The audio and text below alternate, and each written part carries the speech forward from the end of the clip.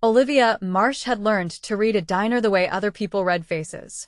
The Formica counter told her who needed coffee before they asked. The bell over the door told her who walked in like they owned the place and who walked in like they were hiding from something. At 6 in the morning, the Blue Plate diner smelled like burnt sugar and bacon grease, and Olivia moved through it with a kind of tired precision that came from 3 years of double shifts and a rent check that never got easier to write. She was 23, she had graduated with a degree she couldn't use yet, and she told herself every single morning that this was temporary. The man in booth 6 did not know any of that. He only knew that she poured his coffee black, refilled it without being asked, and never once tried to make conversation he hadn't invited. He came in every morning at exactly 6:15. Always the same booth. Always the same black coffee and 2 eggs over easy, dry toast on the side. He wore suits that looked like they cost more than Olivia made in a month, dark wool that fit him like it had been built around his shoulders, and his hands were always still on the table, folded, patient, like a man who had never once in his life been in a hurry. His hair was black and combed back with a precision that made Olivia think of architecture. His eyes were a shade of brown so dark they read almost black under the diner's fluorescent lights, and when he looked at her, which was rare, it felt less like being seen and more like being measured. His name, according to the credit card he used exactly once and then never again, was Jae-hyun Cho. After that he paid in cash. Always exact. Always folded once. And always, every single morning without fail, a $10 bill left under the edge of his plate, folded into a small precise square, for a check that never ran higher than $11 total. Olivia had noticed the tip on the 3rd morning. By the 2nd week, she had stopped being surprised by it and started being curious. $10 on an $11 check, every day, rain or shine, was not generous. It was deliberate. It was a message she hadn't learned to read yet. She mentioned it once to Yolanda, the diner's owner, a woman built like a linebacker with a laugh that could rattle the windows. That man tips you $10 every single day, and you're worried about it. Yolanda had said, wiping down the counter without looking up. Baby, some men are just polite. He's not polite, Olivia had said. He's precise. There's a difference. Yolanda had laughed at that, the kind of laugh that ended a conversation rather than continued it, and Olivia had let it go because the diner was busy and the eggs weren't going to cook themselves. But later that week, during the slow hour between the breakfast rush and the lunch crowd, Yolanda brought it up again, leaning against the counter with a rag in one hand and a look on her face that Olivia had learned meant she wasn't going to let something go. You've been watching him, Yolanda said. Don't think I haven't noticed. It's my job to watch the customers, Olivia said. Keeps the coffee full, and the tips coming. That's not the kind of watching I mean, and you know it. Yolanda set the rag down. I've run this diner 19 years, baby. I've seen every kind of man walk through that door. Businessmen hiding affairs. Truckers hiding loneliness. That man in booth 6 isn't hiding anything so simple as that. Whatever he's got folded up under that suit, it isn't the kind of thing you go looking for on purpose. I'm not looking for anything, Olivia said, though even as she said it she wasn't entirely sure it was true. I'm pouring coffee. Yolanda said, in a tone that carried an entire argument inside one syllable, and went back to wiping down the counter, and Olivia carried the exchange with her for the rest of the shift, turning it over the way she turned over everything Yolanda said, because the woman had never once in 3 years been wrong about a customer. She kept noticing anyway. She noticed that he always sat facing the door. She noticed that his eyes moved to the window every time a car slowed on the street outside, just a flicker, just enough that no one but a woman who read rooms for a living would catch it. She noticed the man who sometimes sat 2 booths behind him, reading a newspaper he never turned the pages of, and how that man always left exactly 90 seconds after Jae-hyun did. She noticed, 3 weeks in, the way Jae-hyun's jaw tightened when the bell over the door rang, and it wasn't the person he was expecting. She was refilling his coffee on a Tuesday morning in early spring, the light outside still gray and thin, when the bell rang sharp and fast, 3 men walking in together with the kind of energy that didn't belong in a diner that served pancakes to retirees and truckers. Olivia felt it before she understood it, the way the air in the room seemed to pull tight, The way conversation at the counter dropped by half a decibel without anyone deciding to lower their voice. Jae-hyun did not turn around. He set his coffee cup down without a sound and said, quietly, not to Olivia exactly, but not entirely away from her either, "Step behind the counter." She didn't move at first. She had spent 3 years learning not to take orders from customers who thought a tip entitled them to command her, and every instinct in her told her to ask him who he thought he was talking to. Then she saw his hand, resting on the table, and the way 2 of his fingers had gone still against the wood.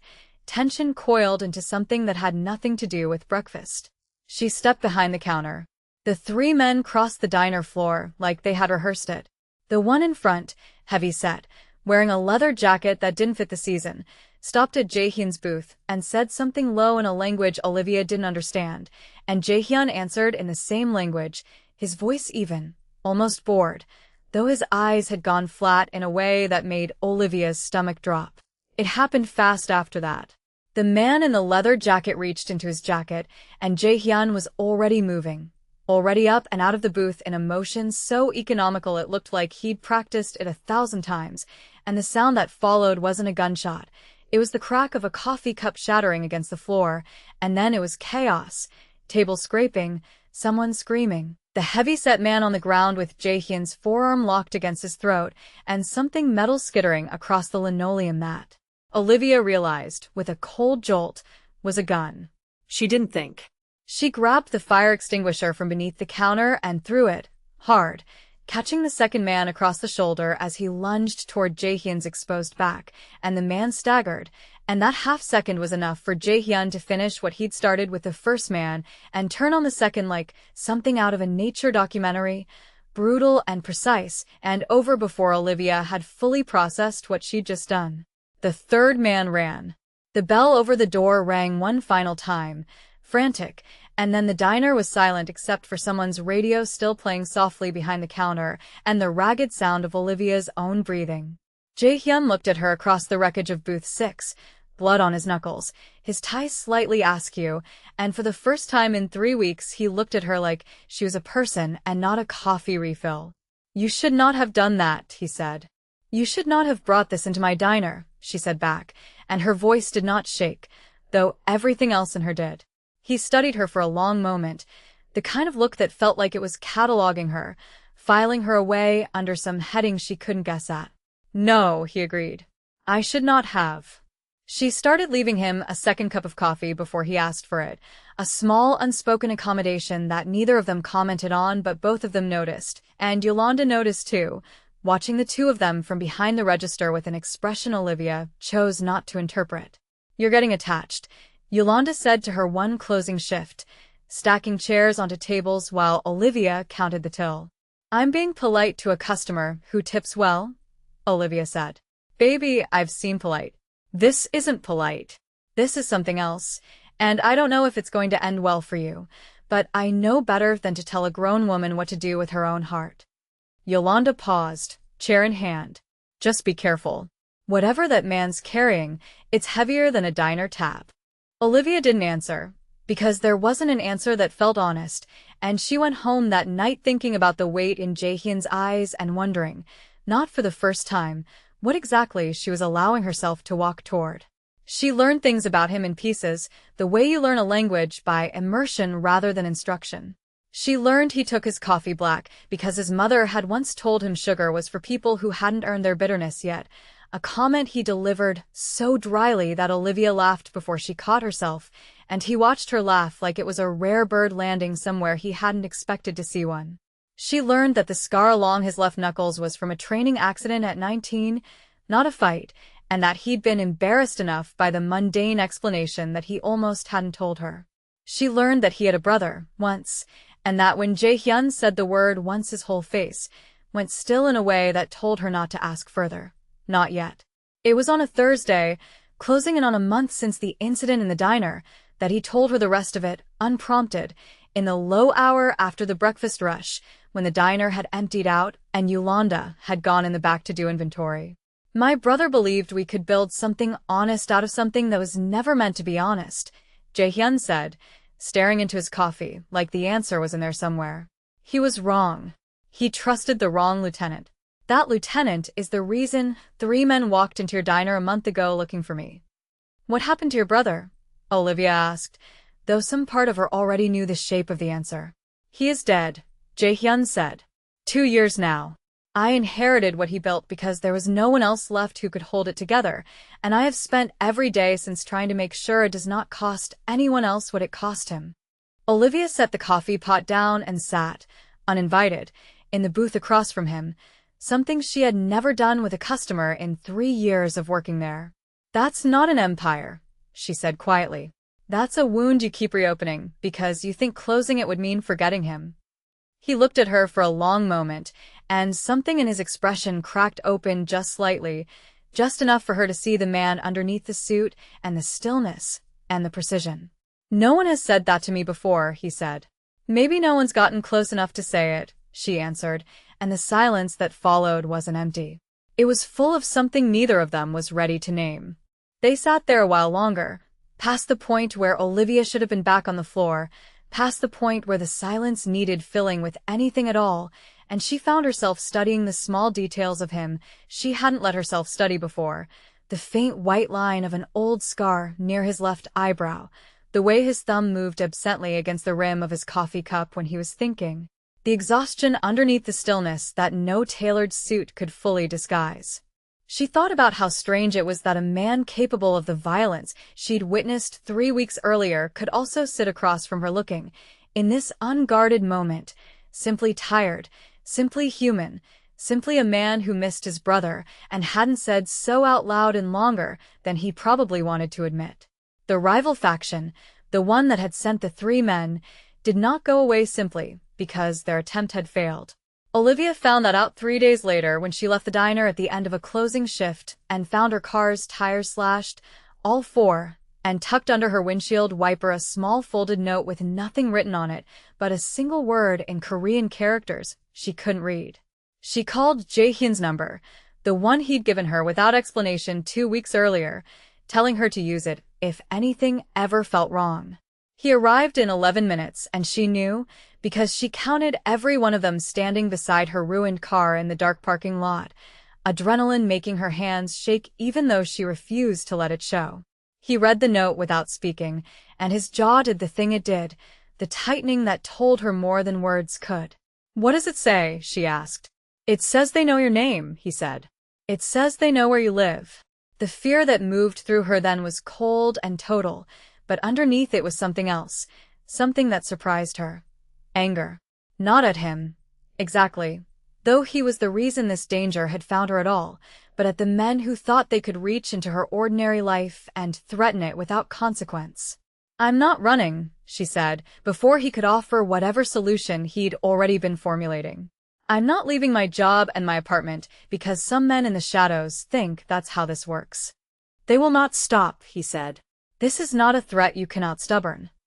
"Then help me be ready instead of hiding," she said, and something in her voice made him go quiet, studying her the way he had that first morning after the fight, cataloging her, except this time she understood what the look meant. It was respect. He moved her that night, not out of the city, but into an apartment 2 floors above one of his own properties, close enough that the men watching her could be doubled, close enough that he could be there in minutes if something went wrong. She hated how easily she agreed to it, how quickly the practical part of her mind accepted his logic even while the rest of her bristled at how fast her ordinary life had been rearranged around his dangerous one. She packed only what mattered, a duffel bag of clothes, the framed photograph of her mother that sat on her nightstand, the paperback novel she'd been rereading for comfort more than plot, and she left the rest of her apartment exactly as it was, telling herself it was temporary even as some quieter part of her understood that nothing about her life was going back to what it had been before Booth 6. It was in that apartment 3 nights later that the second attack came, quieter than the first, more surgical. 2 men, not sent by the same faction but hired separately, men who knew the building's blind spots and had timed their entry for the hour when Jae-hyun's usual watchers rotated shifts. Olivia heard the door before she saw anyone, a soft mechanical click that didn't belong to any lock she recognized, and she did not scream, did not freeze. She grabbed the heavy cast iron pan from the kitchen counter, the only weapon in an apartment stocked more for comfort than defense, and she pressed herself into the shadow beside the refrigerator and waited. The first man came around the corner too fast, too confident, clearly expecting an unarmed woman asleep in her bed, and Olivia swung the pan with everything 3 years of hauling loaded trays had built into her arms. He went down hard, and the second man, hearing the commotion, came in already firing, a shot that tore through the drywall inches from Olivia's head and sent her diving behind the counter as Jaehyun's door burst open, alerted by a silent alarm she hadn't known existed. What followed was fast and brutal, and over in under a minute. Jaehyun moving through the apartment like violence was a language he had been born speaking, no wasted motion, no hesitation, and when it was finished, he crossed the wreckage of the living room to find Olivia crouched behind the counter, pans still gripped in both hands, breathing hard but unhurt. He knelt in front of her, and for the first time she saw something other than control in his face. She saw fear, raw and unguarded, the fear of a man who had almost lost something he hadn't let himself admit he wanted. "You could have died," he said, and his voice had lost every trace of its usual stillness. "So could you," she said. "Every single morning you walk into that diner, you could die, and you never once let it show. Why is it different now?" "Because it is you," he said, and the words came out like something torn loose rather than spoken, an admission he had clearly been holding shut with both hands for weeks. "Because I have buried everyone I have ever let myself care about, and I told myself I would not do that again, and then you threw a fire extinguisher at an armed man in a diner, and I understood it was already too late." She should have been afraid of what that meant, of the weight behind it, of the world he was asking her to step further into. Instead, she reached out and closed the distance between them, her hand against his jaw, feeling the tension there finally begin to loosen under her touch. "I'm not going anywhere," she said. "You don't get to decide that for me." He didn't answer with words. He answered by finally, after weeks of restraint, closing the space between them entirely, and the kiss that followed was not gentle so much as it was inevitable, the release of something that had been building since the first morning he'd looked at her like she was more than a coffee refill. They stayed like that a long while, the wreckage of the apartment around them forgotten, and later, sitting together on the floor with their backs against the couch because neither of them had the energy to move to anything more comfortable, Olivia asked him the question she'd been circling for weeks. "What happens now?" she said. "Not tonight. All of it. Where does this go?" "I do not know," he admitted, and the honesty of it surprised her more than any declaration would have. "I have spent 2 years assuming there would be no after for me. Only the debt, and the paying of it. I did not plan for you. Nobody plans for the people who matter," she said. "They just show up and rearrange everything." He almost smiled at that, the closest she had seen him come to it, and for a moment the apartment felt less like a place danger had visited, and more like the beginning of something neither of them had the language yet to name. The days that followed moved fast, faster than either of them had time to process.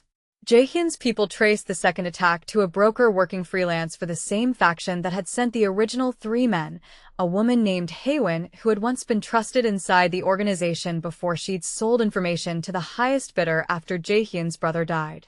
It was Haewon's betrayal, Olivia learned, that had gotten his brother killed in the first place, a fact that turned Jaehyun's calm into something colder and more dangerous than she had seen from him yet.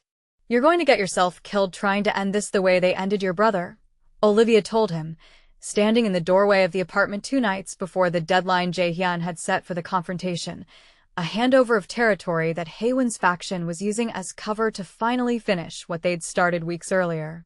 "It is the only language they respect," he said. "Then let me help you speak it," Olivia said, and when he started to argue, she cut him off. "I've been inside that diner every single day these people have been watching you. I know faces. I know patterns. I've been paying attention this whole time, and you know I have because that's the only reason I'm still alive." He didn't like it. She could see the refusal forming behind his eyes, the instinct to protect her by shutting her out entirely. But he also, for the first time, chose to trust her judgment over his own fear, and that choice cost him visibly, a decision that clearly went against everything the last 2 years had taught him about losing people he cared about. "If anything happens to you," he said, I will not survive it. Then don't let anything happen to either of us, she said. We do this together, or I walk into that warehouse on my own, because I am not spending the rest of my life wondering what would have happened if I'd stayed out of it.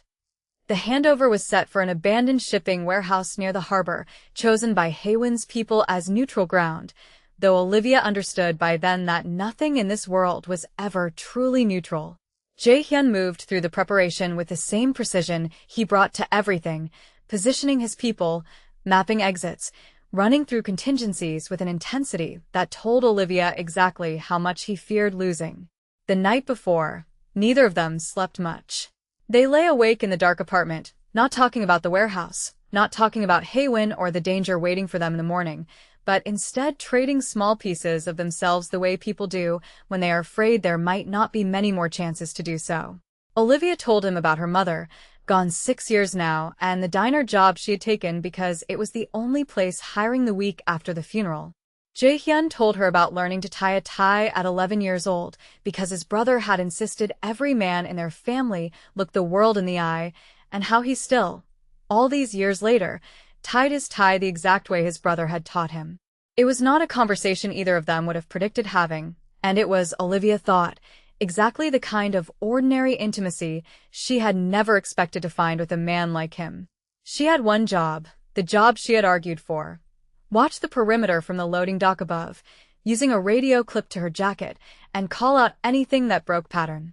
It was not a passive assignment, whatever Jae-hyun might have preferred to believe about keeping her safely out of the way, and she took her position 20 minutes before the meeting was set to begin, scanning the warehouse floor below with the same attentiveness she'd once used to read a diner full of strangers. The meeting started calm, the way these things always did. Haewon herself present this time, a compact woman with sharp eyes and a voice like poured glass, negotiating terms that both sides understood were theater. Olivia watched the door on the east side of the warehouse, the one Jae-hyun's people hadn't fully secured because it led to nothing but an empty loading yard, and she saw the shift in shadow before she heard anything, the outline of at least 4 additional men moving into position outside. East door, she said into the radio, low and urgent. They've got people stacking up outside the east door.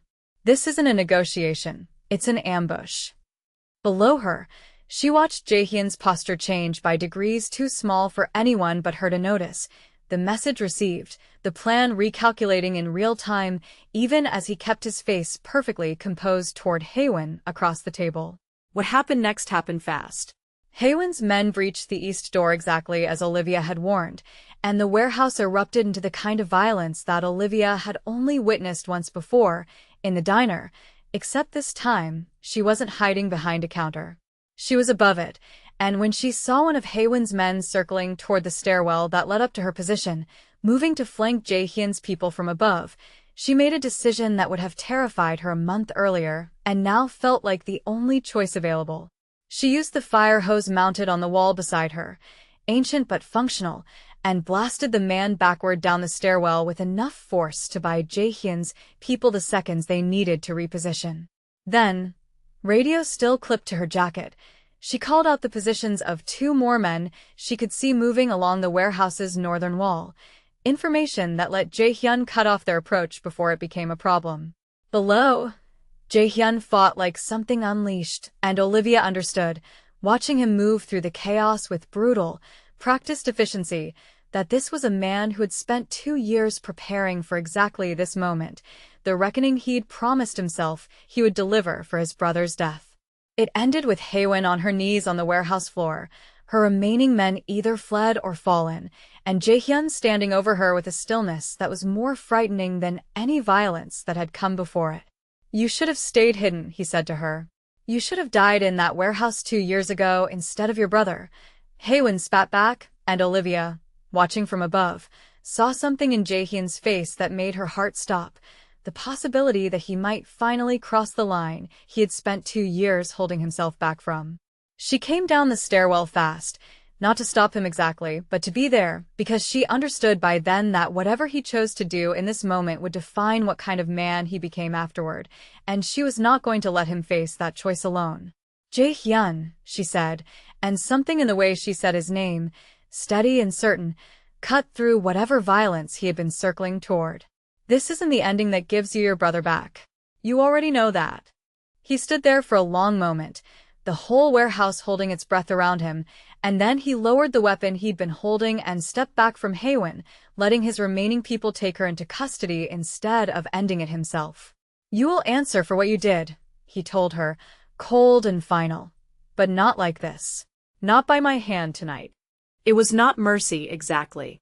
It was something more complicated, a choice to become a different kind of man than the one grief had almost made him, and Olivia understood, watching him make that choice, that she had just witnessed the moment he finally set his brother's death down instead of carrying it forward as a weapon. The cost was not nothing.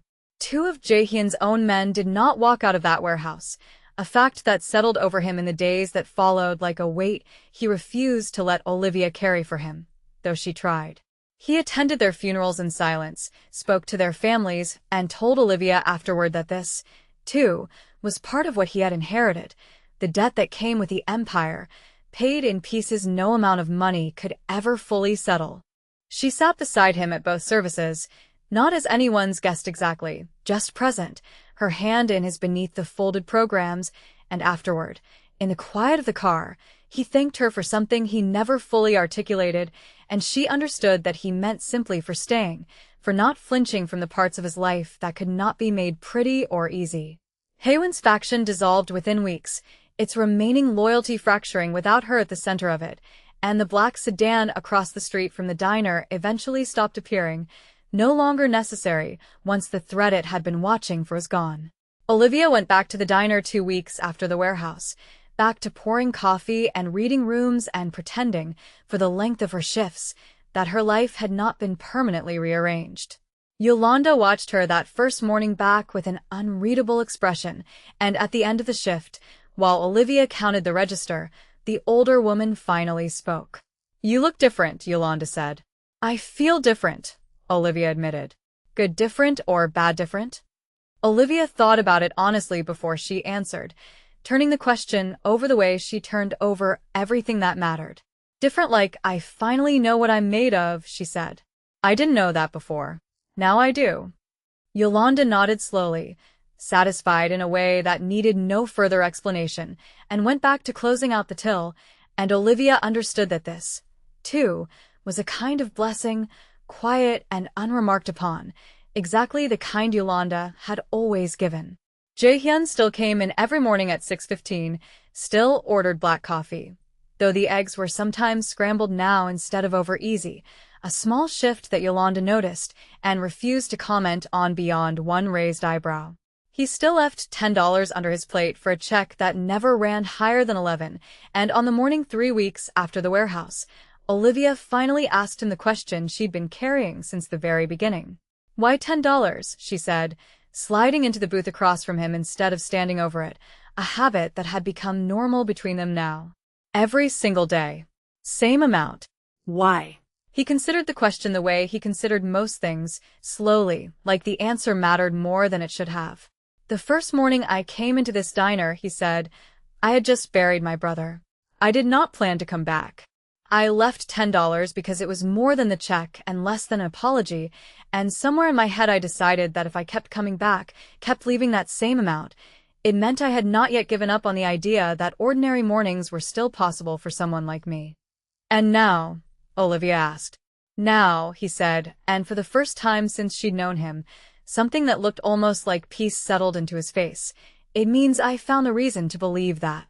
She reached across the table and covered his hand with hers, and neither of them said anything else for a long moment, the diner humming quietly around them, the smell of burnt sugar and bacon grease, as familiar now as it had been strange 3 months earlier. Outside, the morning light was breaking gold over the street, ordinary and unremarkable, the kind of morning that belonged to no one in particular. Olivia thought about how close she had come to never noticing the man in booth 6 at all, how easily this could have remained nothing more than a $10 tip and a stranger's unreadable eyes. Instead, it had become the center of a life she hadn't planned for and wouldn't now trade back, a life built not on rescue but on choice, hers as much as his, made again every single morning the bell rang, and he walked through the door. If this story pulled you in the way it pulled Olivia into a world she never expected, make sure you hit that subscribe button so you never miss the next one. Drop a comment and let me know what part hit you hardest, and give this video a like if you want more stories exactly like this one. There are more waiting for you, so stay close.